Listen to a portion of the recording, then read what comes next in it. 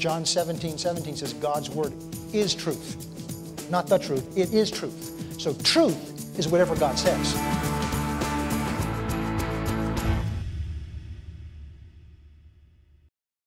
The next step. So he calls us, what he's called us to do.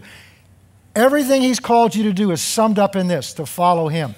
If we don't understand that part, what we'll do is we'll go do good things for him. Yeah. Many people are out there doing good things for him, but they're not following him. Yeah.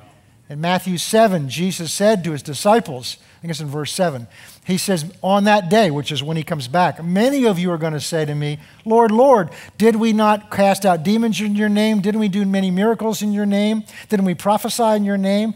And he's going to say, depart from me, I never knew you. In other words, you did things for me, but you never had a relationship with me. So he's called us into a relationship. And then the next thing we saw was in order to enter into that relationship, there's something we have to do. And that's what we're going to finish up today, I believe. Follow me, and I will make you fishers of men. Verse 20. And they immediately left their nets and followed him. Notice they could not have followed him if they didn't leave their nets, because he wasn't staying where they were. Oh, that'll preach. Follow him means that you've got to let go of where you are, because he's not staying where he found you. He wants to go somewhere and have you go with him, but you can't go with him and stay where you are. I know that sounds simple, but it's where we're living, and you're going to see that today. This is the struggle that most of us go through. He's called us to follow him, and we want to stay where we are and follow him. And you can't do both. So the first thing they do is they let go of their nets. Let's go on and read. They left their nets and followed him. Going on from there, he saw two other brothers, James the son of Zebedee and John his brother, and they were in a boat with Zebedee their father, mending their nets, which is what they made their livelihood from. And he called them. He chose them also. And immediately they left their boats and they left their father and followed him. So it begins by you've got to be willing to leave where you are, what you have, and what you treasure to follow him. If you don't do that, you will not fully follow him. You're always going through this process because he meets you over here, says, come, follow me, calls you by name, and then he starts going where he wants to take you. And then we want to go with him, but we don't want to leave the comfort of where we are. We want to go with him. We don't want to leave the things that have given us value and meaning and we've put our trust in. He wants us to follow him and we want to go with him, but we want to hang on to the relationships that want to stay here.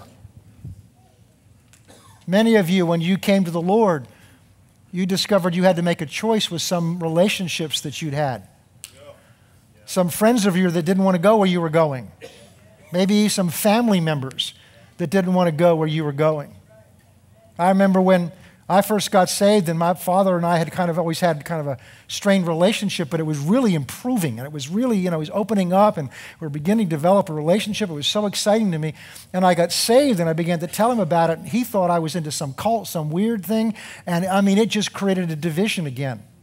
Now I got a choice to make. Am I going to follow him? Or am I going to try hanging on my father? This is my father. There's nothing wrong. The Bible says we're to honor our father and mother. It's not, but Jesus said, I've come to bring a sword that separates. That doesn't mean Jesus is trying to create strife. The sword represents a choice we have to make. That's right, sir. And they immediately left their nets and their boats and their father and followed him, because you cannot follow him and stay where you are. You have to choose, and it's your choice. Otherwise, you'll stay where you are and do what you want to do, instead of follow him and do what he's called you to do. All right, so what kinds of things do we have to let go of? What is it we have to let go of? And that's what we're going to talk about today. Well, Matthew chapter 6, go over there. Jesus tells us some things here.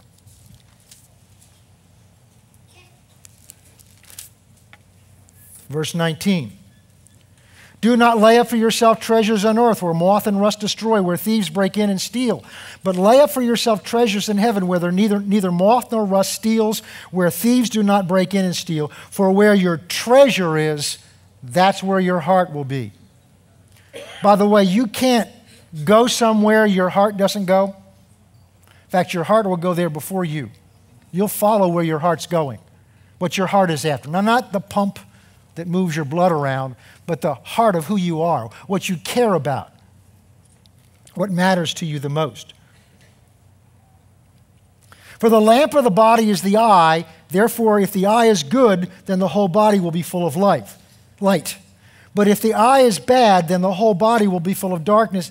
If therefore the light that is in you is darkness, how great is that darkness? Now, what he's talking about there is this. He's drawing a comparison that we can all understand. The only way light gets into your physical body is through your eyes. It doesn't get in through your ears. It doesn't get in through your fingertips. It gets in through your eyes.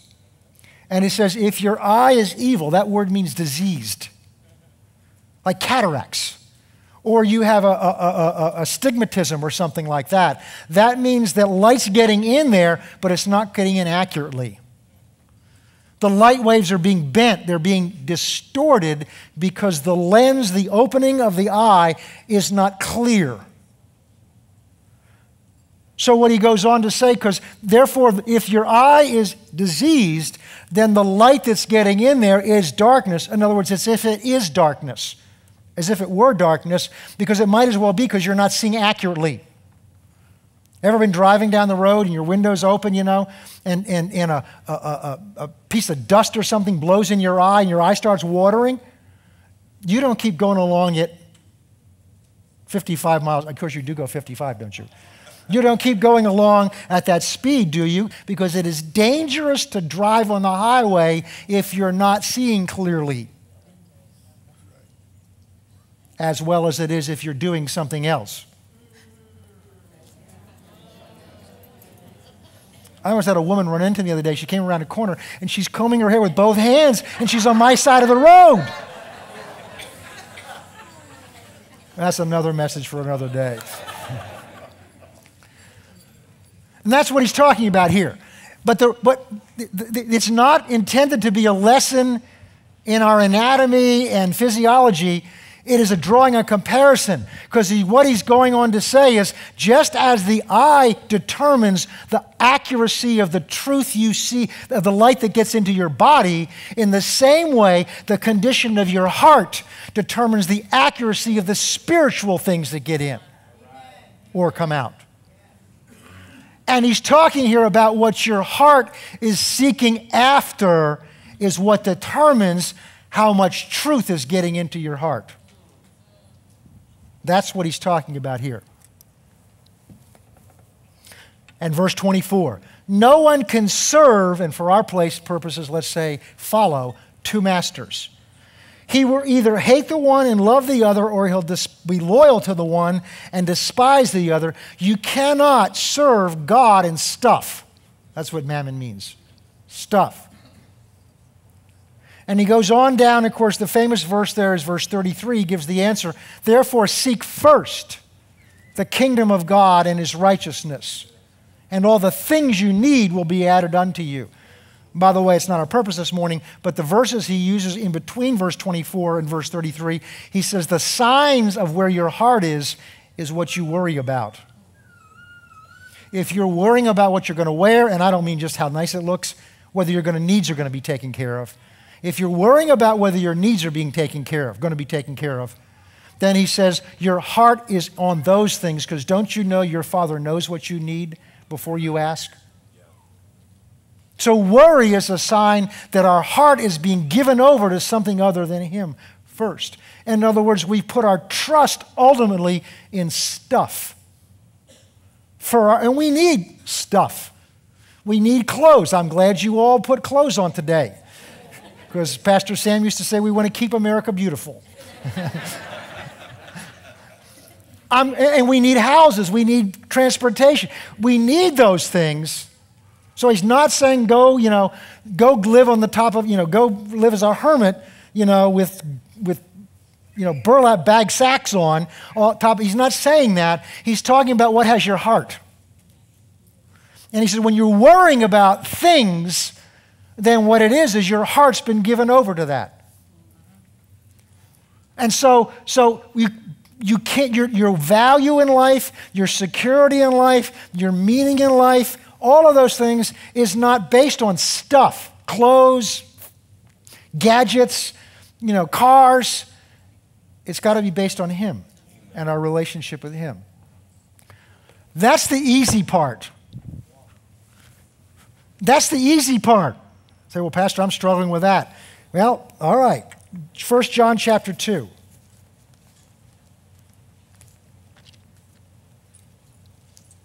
We're going to move around our Bible today. Well, that's okay. Verse 15. Do not love the world or the things in the world. He doesn't say you can't have them. He's saying don't love them. Because you can have things you haven't given your heart to. But you can't love something without giving your heart to it, because where your treasure is, that's where your heart will be also, and that's ultimately what this is all about. Do not love the world nor the things in the world. If anyone loves the world, the love of the Father is not in him. For all that is in the world, the lust of the flesh, the lust of the eyes, and the pride of life is not of the Father, but is of the world, and the world is passing away, and the lust of it, but he who does the will of God abides forever. In Hebrews chapter 11, you don't have to turn there, we'll get there later on. Verse 24 through 26, talking about, in this case, Moses and the choice he had to make. And it said he esteemed the riches of Christ of higher value than the passing pleasures of sin. And he was being prepared and groomed to be the next Pharaoh, king, absolute ruler of the richest, most powerful nation in the world at the time, and he walked away from it to follow Christ, although it wasn't Christ himself yet. God's purpose for his life. He chose that above the passing pleasures of the riches of that world at that time, to go into a place that actually was giving up everything and suffering, but Moses was highly esteemed by God for that. So that's the beginning, because they left their nets, they left their stuff. Doesn't mean you can't have them, but you've got to leave it first and follow him, and then all those things will be added back unto you. But you've got to let them go in here first. All right, now let's go look at Matthew chapter 6. Again. Take heed that you, verse 1, take heed that you do not do your charitable deeds before men to be seen by them, otherwise you have no reward from your fathers in heaven. Therefore, when you do charitable deeds, do not sound the trumpet before you as the hypocrites do in the synagogues and in the streets, that they may have glory from men. Assuredly, I say to you, they have their reward. Now, here, Jesus is talking about the Pharisees who were hypocrites. A hypocrite is someone who wants to make you think there's something or somewhere they're not. They know where they are, but they want you to think they're somewhere they're not. And here what they were doing is they were giving, tithing, giving, but they were doing it in such a way that other people would be impressed by how spiritual they were. And they were praying openly, and that, nothing wrong with praying openly. We do that on Tuesday nights here.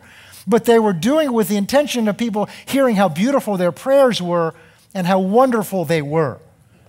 So this is a person who's intentionally trying to project an image out of pride or out of ambition of how spiritual they are. They're trying to have other people think of them a certain way on purpose. And let's go over and look at how God sees that. you already suspect it's not good. Matthew 23.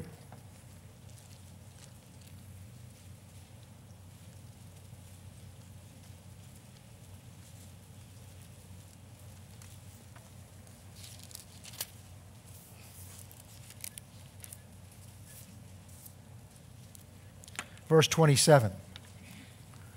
Woe. Now that's not a good start right there. That's not like woe to the horse. That's God saying to you, woe. Woe to you, scribes and Pharisees, hypocrites.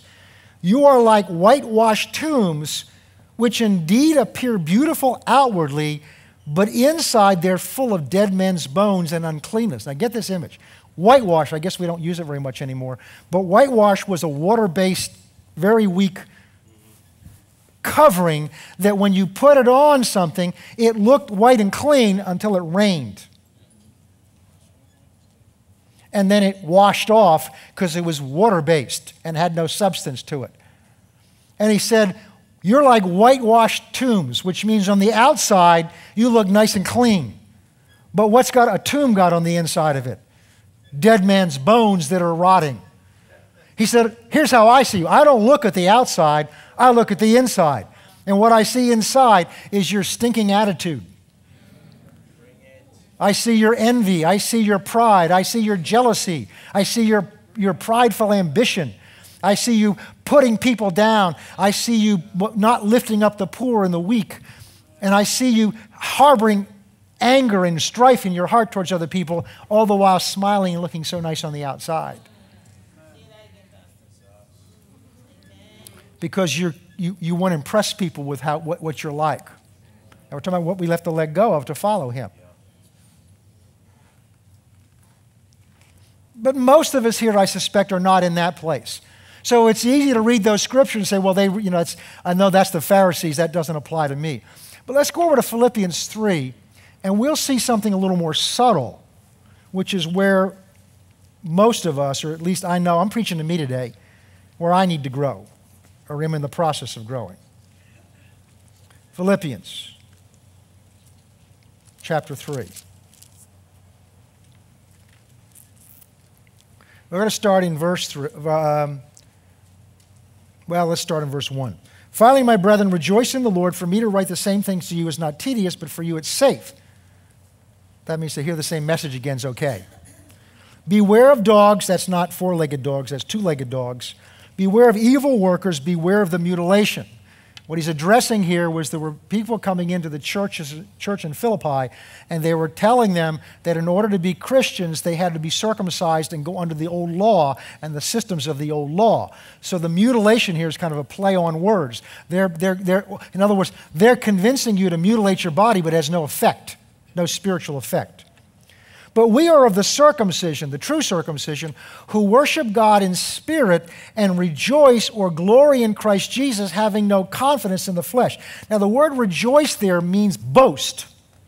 So he says, what we are of the true believers who worship God in the spirit, and we boast or place our glory in Christ Jesus and have no confidence or boast in the flesh. That means my own flesh, what my own flesh accomplishes. Verse 4, though I might also have confidence in the flesh. So now he's going to tell you what he used to put his confidence in when it came to evaluating himself. We all have an image of ourselves, of how, either we're coming along pretty well or we're really dragging behind. We may be conscious of the person near us. Maybe it's our spouse. Maybe it's a friend. Maybe it's somebody we don't even know, but we just saw that beautiful smile on their face and tears in their eyes when they're worshiping. So we form an image of where we think they are, and then we compare ourselves to where we think they are, and we either think we're better than they are, further along, or we're behind them. It's just human nature to compare. It's not right, but it's what we tend to do. And so Paul's talking here about the things that he had built his life on, his confidence in himself, his sense of identity. That's a good way to put it. His sense of identity was in the things he's about to give. This is his resume, his spiritual resume. This is, if you asked Paul, who are you? This is what he would have said. In fact, that's what he said he was. If somebody asks you who you are, what answer do you give? Do you tell them what you do?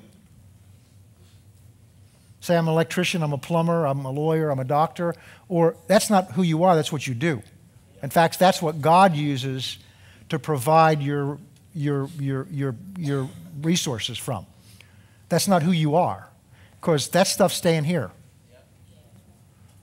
They don't need lawyers and doctors in heaven, plumbers, okay? That stuff all stays here. Your tools stay here. The tools of your trade stay here. It's of no value up there, okay?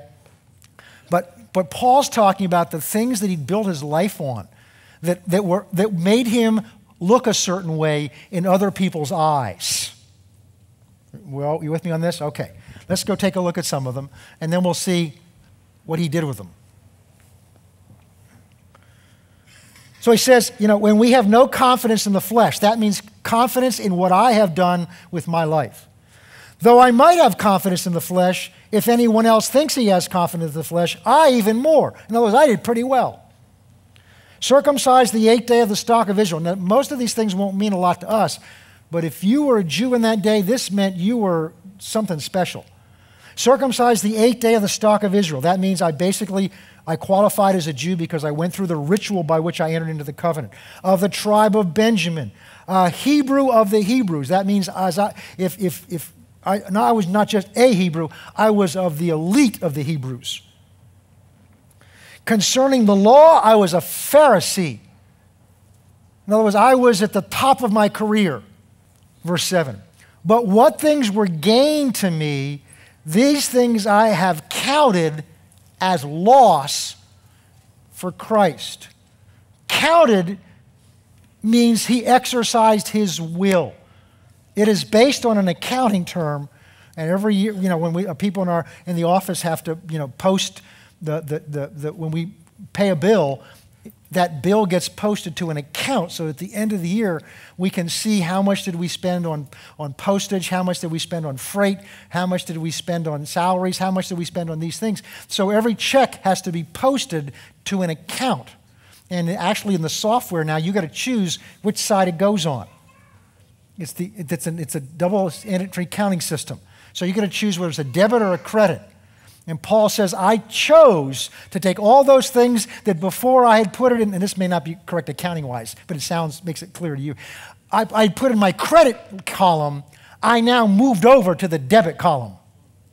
I reevaluated that it was no longer an asset to where my heart was.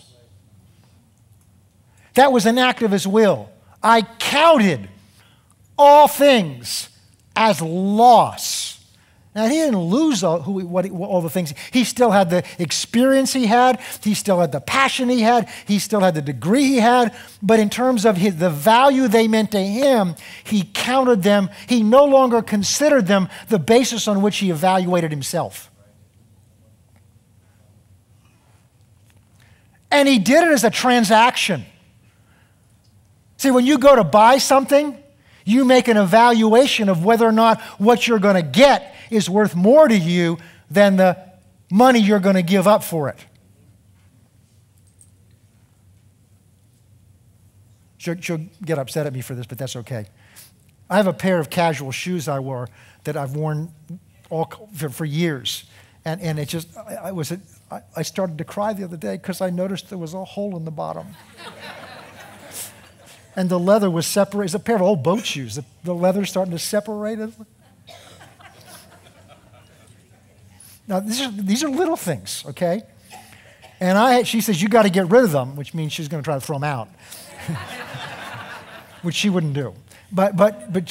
And so I realized I got to go. I've got to replace them. So I went into a local store and I found a pair of shoes that were comfortable, and they're not as good as those boat shoes, but they were comfortable. And I go up and the price was, like $75. Not worth that to me. And then I turned the tag over, it was on sale for half price. Oh. And I got to the checkout counter and there was 20% off. Oh. Now listen to me. For $75, I want to know I'm going to like those shoes and they're going to be comfortable. But when you drop it down in half and then 20% off of that, the risk is a lot lower. Now, this is how you think. Now I don't mind paying whatever it was, $30 for those, because they're worth more to me now than the $30 I'm going to give up. That's a decision I made. I valued those shoes, new shoes, more than the $30 that I gave for them. Now, by the way, if you ever buy something and you weren't sure whether you got a good deal, all the way home you're still thinking about, I overpaid for that, I overpaid for that, I overpaid for that. That means you haven't let go of the money yet. Or you physically have, but in here you haven't. You're still thinking about, I know I overpaid for that thing. And then you find out somebody got them for less. Now you're really upset. See, because you haven't let go of the money yet. You're still holding on to the nets. It's a transaction Paul made. I counted, weighing all those things I'd built into my life and the value that they were giving me through other people's attention. And I looked at that, and I looked at following him and what I was going to get out of that. And I had to make a choice. Just like James and John and Peter and Andrew did. And I let go of all that meant to me.